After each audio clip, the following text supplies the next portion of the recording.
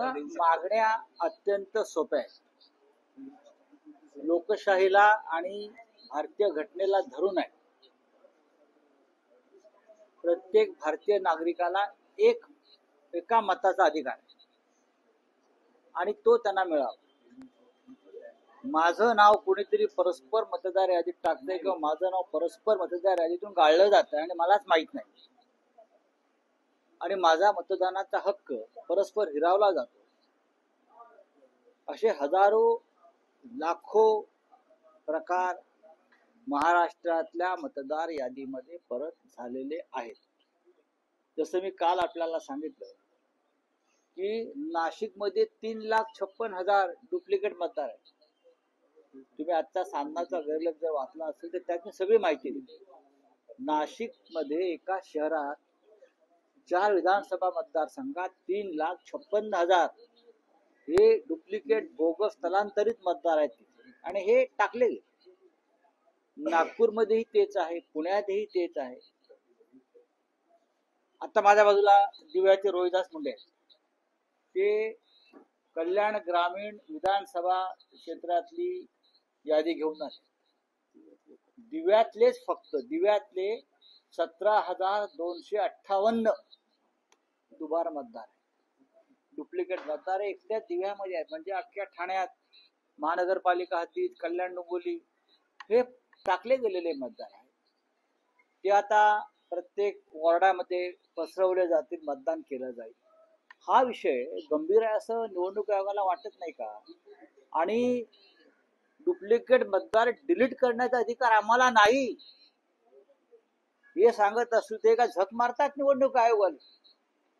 Duplicate bogus मतदार यादीतून वगळण्याचा अधिकार जर यांना नसेल, निवडणूक आयोगाला, निवडणूक अधिकाऱ्यांना, मग कशा करता ह्यांना पोचतोय आमच्या कराच्या पैशातून?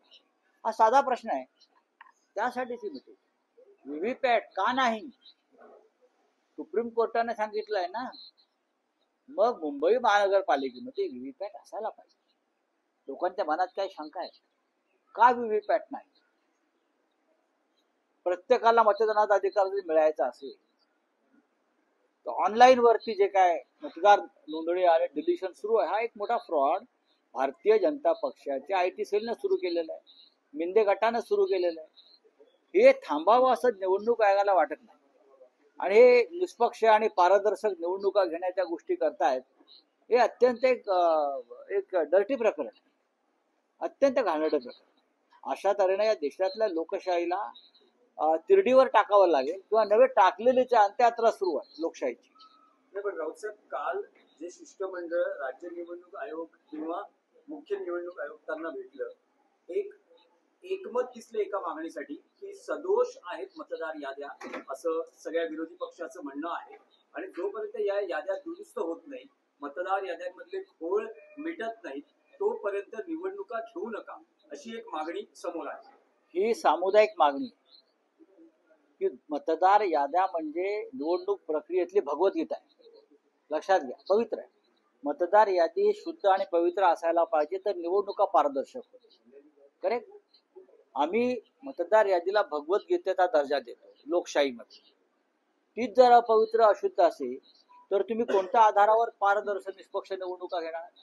जोपर्यंत निवडणूक यादी, मतदार यादी ही स्वच्छ होत नाही, पारदर्शक होत नाही, निष्पक्ष होत नाही, हा सदोष निर्दोष होत नाही, तोपर्यंत कोणत्याही निवडणुकीला काहीच अर्थ राहत नाही. विधानसभा निवडणुकांच्या प्रक्रियेवरती आजही लोकांच्या मनात शंका आहे. लोकसभा निवडणुकीत ज्या प्रकारे 40-45 जागांचा घोळ झाला त्यात शंका आहे. वाराणसीमध्ये ज्या पद्धतीने नरेंद्र मोदी जिंकून आले, एका घरामध्ये 100 मतदार आणि तो बाप आहे तो ब्रह्मचारी, हा धृतराष्ट्राचा बाप आहे का तो? अशा पद्धतीनं संपूर्ण देशामध्ये हा गोंधळ मतदार यादीतला असताना तुम्ही निवडणूक आयोग काय करतोय?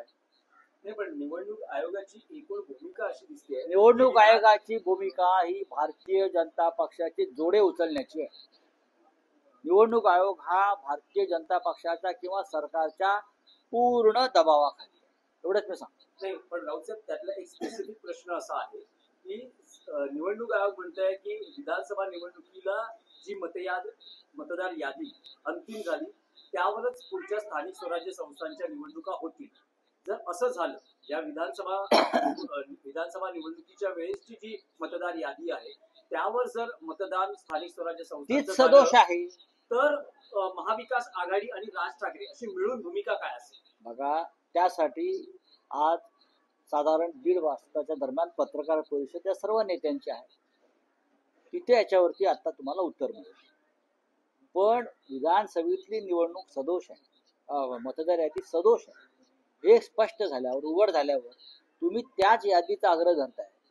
पण पुन्हा या मधल्या काळामध्ये अनेक ठिकाणी पुन्हा डुप्लिकेट मतदार आलेले आहेत. जसे काल नाशिक असेल, आता दिव्याचे दाखवतोय आम्ही, मुंबईतल्या वॉर्डामधले आम्ही आकडे दाखवतोय. आम्ही काय कार्यकर्ते तुम्हाला काय मूर्ख वाटलो का? राजकीय कार्यकर्ते आमची पदरमोड करून दिवस रात्र आम्ही काम करतो मतदार यादीवर. निवडणूक आयोगाकडे काय यंत्रणा आहे? भाजपची यंत्रणा वापरते निवडणूक आयोग. निवडणूक आयोग भाजपचा बटेक झालेला आहे. यादी संदर्भात आता तुम्हाला घोळ समोर आलाय का? येणाऱ्या काळात आधार कार्ड पण आणि माणसाला शोधाची वेळ तुमच्यावरती येणार का? आणि येणाऱ्या काळात बॅलेट पेपर किती महत्वाचा? जर तुम्हाला व्हीव्हीपॅट मुंबईमध्ये देणं शक्य नसेल, मशीन ईव्हीएम, तर काल सगळ्यांनी जी मागणी केलेली आहे बॅलेट पेपरवर निवडणुका घ्या. का घाबरताय तुम्ही? मुंबई शहरामध्ये तरी तुम्ही बॅलेट पेपरवर निवडणुका घ्यायलाच पाहिजे. मी तर म्हणेन अख्ख्या महाराष्ट्रात घेतल्या पाहिजेत तुम्ही. हे पॅनल सिस्टीमचा काय संबंध आहे? ते यापूर्वी महाराष्ट्रामध्ये एकाच एक निवडणूक झाली, 1 to 1 अख्ख्या महाराष्ट्रात. देशात हे फॅड आणलं कोणी? या भाजपवाल्यांनी आणलं घोळ करण्यासाठी. पॅनल सिस्टीम कसली? एका भागामध्ये 4-4, 5-5 नगरसेवक, एका भागामध्ये 4-4 नगरसेवक. लोकांनी जायचं कोणाकडे? नाशिकला 4चा पॅनल, ठाण्यात 4चा पॅनल. हा काय बकवासपणा आहे? निवडणूक ही एकाच एक असते, समोरासमोर असते, जी मुंबईत आपण करतोय. मुंबईत तुम्हाला शक्य नाही. प्रत्येक ठिकाणी ही निवडणूक झाली तर भारतीय जनता पक्षाची आणि यांची धुळदाण होईल. हे अनेक वर्षांचा यांचा डाव आहे. निवडणूक एकाच एक असायला पाहिजे. पॅनल सिस्टीम हा फ्रॉड आहे. देखील सांगतात की मला मतदान पडलेले आहेत. 20,000 मतदार मी बाहेरून आणलं. असं निवडून आलेले एक आमदार मिंदी गटाचा सांगतोय. निवडणूक आयोगाने याची दखल घ्यायला नको का? 20,000 मतदार आणलं कुठून? आमची लढाई तिथेच आहे. विधानसभेला जे लाखो मतदार घुसवले गेले, 46 लाख, त्याच्यातल्या एका आमदाराने कबूल केलं मी 20,000 मतदार बाहेरून आणले. पैठणमध्ये आम्ही जे मतदार काढलेले आहेत ते 56,000 आहेत. हा 20,000 आलेला आहे. पैठण मतदारसंघामध्ये 56,000 डुप्लिकेटने बाहेर आणलेले मतदार होते. आमदारांना निवडून आलेल्या 20,000चा आकडा दिला. राऊत साहेब, काल शिष्टमंडळात उद्धव ठाकरे होते आणि सत्तेतून पायउतार झाल्यानंतर पहिल्यांदाच उद्धव ठाकरे मंत्रालयात गेले होते. त्यावरूनही काही प्रतिक्रिया उमटलेल्या आहेत. त्याच्यावरती काय पाहिजे प्रतिक्रिया? तुम्हाला कशा करता असायला पाहिजे? नाही, किती माजी मुख्यमंत्री जातात मंत्रालयामध्ये, पदावरून दूर गेल्यावर ते शक्यतो जात नाही. मुख्यमंत्री असताना ते जातात.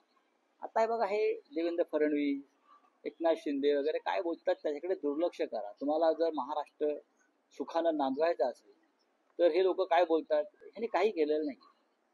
हे देवेंद्र फडणवीस काय म्हणतात? संजय राऊत कोण? बरोबर ना? त्यांना जर या महाराष्ट्र राज्याचा 25 वर्ष खासदार असलेला माणूस माहीत नसेल तर त्यांना त्यांच्यावरती उपचार करण्याची गरज आहे. जो माणूस या राज्यामध्ये 4 वेळा खासदार झालेला आहे आणि युतीमध्येही झाला त्यांच्या आणि नंतरही झाला, तर ही बकवासगिरी जर राज्याचा मुख्यमंत्री करतोय तर यांची तुम्हाला मानसिक लेवल काय आहे हे कळून घ्यायला पाहिजे. उद्या आम्ही म्हणू ना मोदी कोण? आम्ही मोदींना उत्तर देतो, आम्ही अमित शहाना उत्तर देतो, आम्ही देवेंद्र फडणवीसना उत्तर देतो. आम्ही असं विचारत नाही हा कोण तो कोण. तुमचं अस्तित्व आहे, शिवसेनेचं अस्तित्व आहे आणि राहणार, आणि तुमच्या छाताडावर आम्ही बसणार. देवेंद्र फडणवीस हे लिहून ठेवा. मविया जी आहे ती पराभवाच्या मानसिकतेत गेलं असल्यामुळे ती अशा प्रकारे फेक नॅरेटिव्ह सेट करण्याचा प्रयत्न करते असं बावनकुळे यांचा टोला लागवला.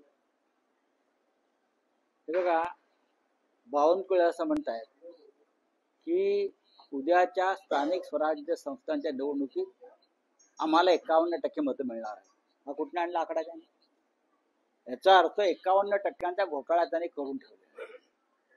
हा 51% आकडा आणला कुठून? अजून निवडणुका व्हायच्या आहेत, निवडणुका घोषित व्हायच्या आहेत आणि बावनकुळे म्हणतात आम्हाला 51% मतं मिळणार आहेत आमच्या आघाडीला का युतीला. ह्याच्यावरती आम्ही जेव्हा बोट दाखवतो तेव्हा मग हा पराभवाच्या मानसिकतेत, तो पराभवाच्या मानसिकतेत. निवडणुका बॅलेट पेपरवर घ्या, मग पराभव कोणाचा होतो आपल्याला कळेल. चला, थँक्यू. चलिए, अरे सोडाओ शिंदे, बोलिए क्या है?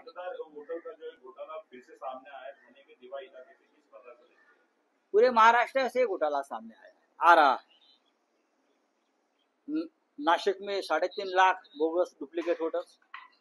मेरे साथ मिस्टर हमारे रोहिदास जी मुंडे है, हमारे पार्टी के वहाँ के नेता. 17,000 डुप्लीकेट वोटर्स है कल्याण ग्रामीण में, दिवा कॉन्स्टिट्यूंसी में, नागपुर में है, पुणे में है, मुंबई में है. हमने चुनाव आयोग से कहा है भाई आपका ये काम है, जब हम आपके पास हमारी कंप्लेंट लेके आते हैं तो आपका काम है, तो बोल रहे नहीं हम डिलीट नहीं कर सकते, तो डिलीट नहीं कर सकते तो bogus fraud duplicate voters vote करेंगे? ये चुनाव आयोग का काम है. चुनाव आयोग का काम है निष्पक्ष तरीके से चुनाव करना, लोकतंत्र को बचाना, संविधान की रक्षा करना. और आप कहते हो जो डुप्लीकेट वोटर है हमें मालूम है, लेकिन हमें निकालने का अधिकार नहीं, तो उनसे हम क्या उम्मीद कर सकते हैं ऐसे लोगों से? अरे एक एमएलए है यहाँ चुनकर आया है सत्ताधारी पार्टी का पैठण से, वो खुलेआम बोलता है कि मैंने चुनाव कैसे जीता, तो मैंने 20,000 वोटर्स को बाहर से लाया. क्या वो 20,000 वोटर का नाम लिस्ट में था? अगर लिस्ट में था तो कैसे आ गया? क्या चुनाव आयोग को उस बारे में संज्ञान लेने की जरूरत नहीं पड़ी? ऐसे चुनाव आयोग के ऊपर हम कैसे विश्वास रखेंगे? एक विधायक बोल रहा है कि मैंने बाहर से वोट लाकर चुनाव जीता है और चुनाव आयोग सोया पड़ा है. Thank you. शिवसेना मदद लेकर दिवाली के लिए कहा गई.